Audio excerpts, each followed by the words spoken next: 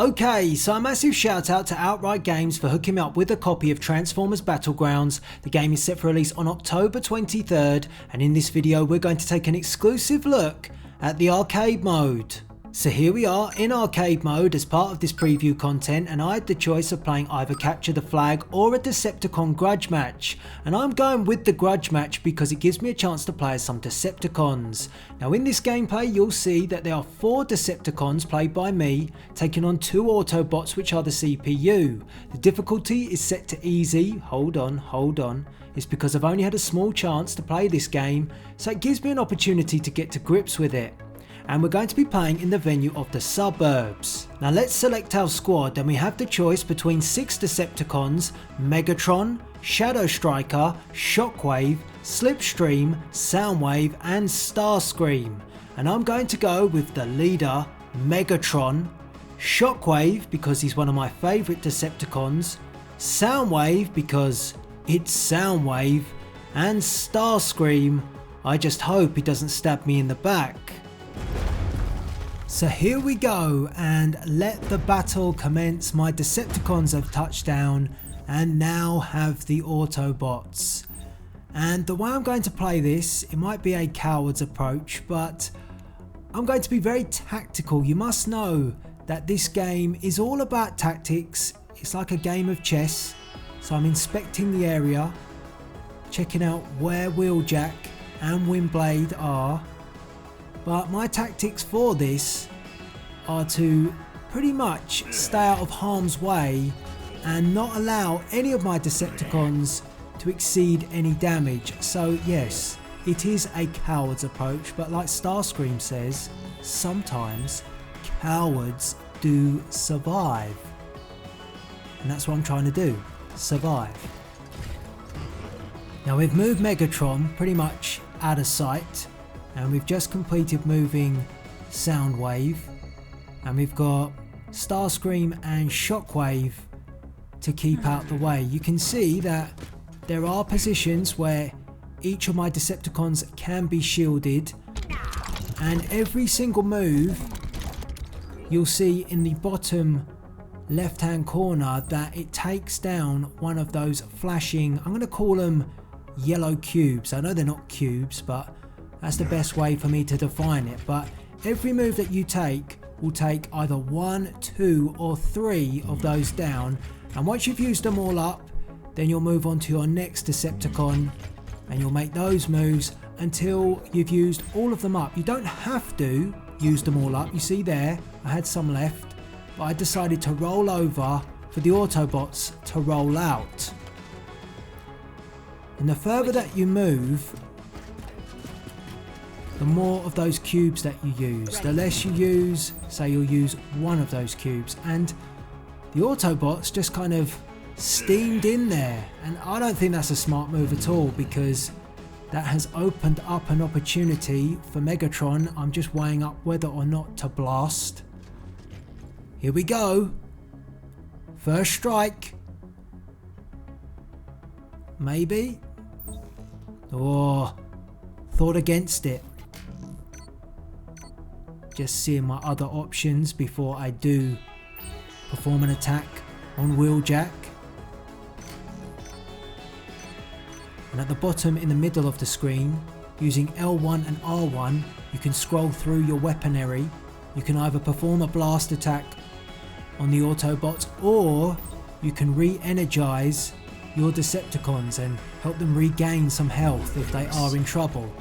So I brought Shockwave into action, and I'm almost cornering off Wheeljack in this second phase. Deficient.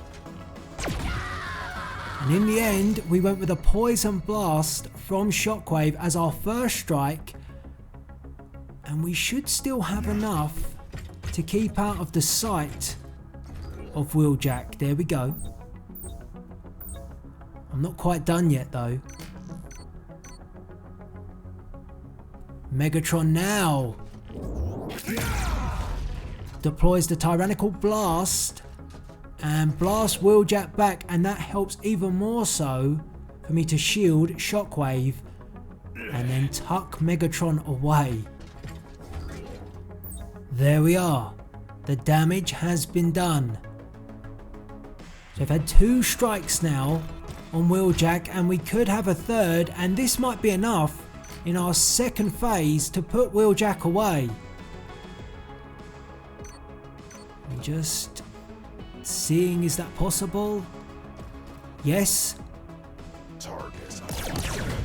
A laser blast, and there goes Wheeljack, deactivated in the second phase. So now our attention turns to Windblade. Oh, I feel sorry for her. And one thing that I will say about this game is that I think this will be great fun to play online, and we throw over to the Autobots, and Windblade is holding her position, and rightly so, because she doesn't have too many places to go. My Decepticons are moving in. You can also actually blow up items. You can blow up, say, the vehicles that are on the street, because the vehicles can be used to hide and shield behind, and Windblade is actually doing that at the moment. But just a reminder that I don't want any of my Decepticons to receive any damage, so every move that I make, I've got to think to myself, will that put me in danger? And I do think you have to think 2 or 3 moves ahead, because you can make a move, strike, but then if you've used up all your moves, it then will allow for a counter strike, as Soundwave takes out, well, nearly takes out, damages that vehicle that Windblade is trying to shield behind.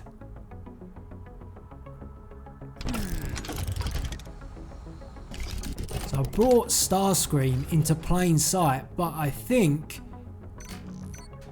I'm just seeing what's the best option. I could try again to strike that vehicle and do some more damage, but instead I went for a standard attack on Windblade.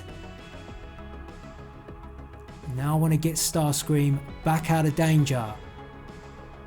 But yeah, online you can imagine tactical warfare coming into play, and you could play this for quite some time, because it all depends on your strategy and how you want to carry out the assault. And if you're like me, you kind of take your time in your approach. I think that's the best way to be.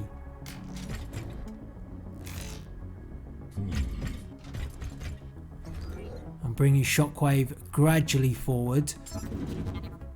That's enough. Holding. And Windblade continues to hold. I feel like she knows that her time is limited. We are moving in.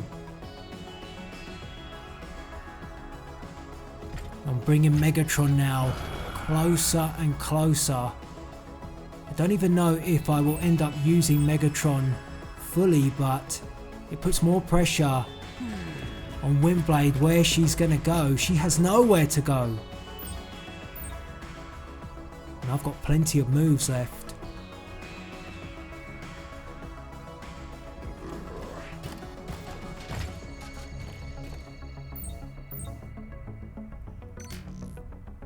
So I'm just thinking about this strike. Again, a second strike from Starscream, not taking down too much, but wearing down Windblade, and that is a good plan at the moment, because we've still got a fair amount of moves left, and Soundwave, I'm just seeing what we've got in his arsenal and whether it's worth taking a strike. We could perform some critical damage. Oh, and there goes Windblade. Windblade now with only 1 bar of health after we destroyed that vehicle, and you can see the damage that can be caused if you have destroyed a vehicle and an Autobot or Decepticon is in a bad place. So it has blasted Windblade back, but we're going to keep moving forward. 1 bar of health for us to crack on Windblade for a Decepticon victory. And I've just shifted Starscream out the way, and I'm going to hand back over to Windblade. Oh, well, Windblade has folded. A Decepticon win under my leadership. Wow, there we go. Yes, alright, I know it was on easy, but never mind that. A tactical victory for the Decepticons, and if you have any questions about what I played here in the arcade section and a Decepticon Grudge Match for Transformers Battlegrounds, please do let me know in the comments. The game once again is released on October 23rd. All details are listed in the description box below, but for now, please rate, comment and subscribe. All hail Megatron! Autobots inferior, Decepticons this time round superior.